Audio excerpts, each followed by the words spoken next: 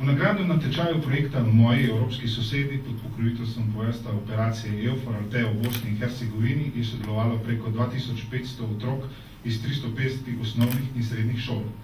Ministrstvo za obrambo in Ministrstvo za zunanje zadeve Republike Slovenije gostita 22 dijakov, zmagovalcev v kategoriji srednjih šol, ki so za nagrado prejeli 5-dnevni obisk v Republiki Sloveniji.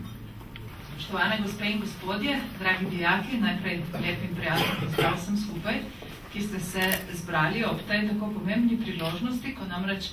na Ministrstvo za obrambo odpiramo razstavo, za katero ste si prizadevali tako predvsem vi, dijaki, kot gospodje in gospe v operaciji EUFOR in pa seveda tudi tisti predstavniki Slovenske vojske, ki v operaciji EUFOR v Altheji delate in ste skupaj s svojimi kolegi izpeljali to zelo zanimivo tekmovanje oziroma natečaj. Moram pa reči, da je to tudi priložnost, ko se lahko zahvalimo vsem tistim mentorjem in mentoricam, ki skrbite za to, da se ideje Evropske unije širijo tudi med našo mlado generacijo v Bosni in Hercegovini. Ko sem gledala slike teh otrok, se mi je za trenutek zazdelo, da bi mogoče bilo dobro, da zaprosimo te mlade ljudi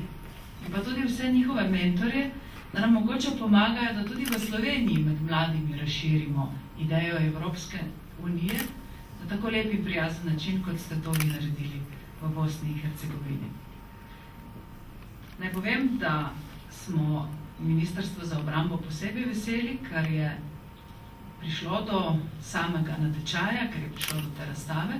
in pa ker smo lahko ob tem hvaležni in ponosni tudi na naše sodelavce, pripadnike Slovenske vojske,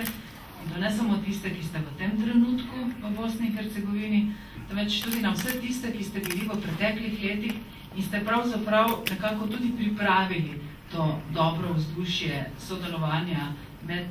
pripadniki operacije EUFOR in pa mladimi ljudmi in šolami v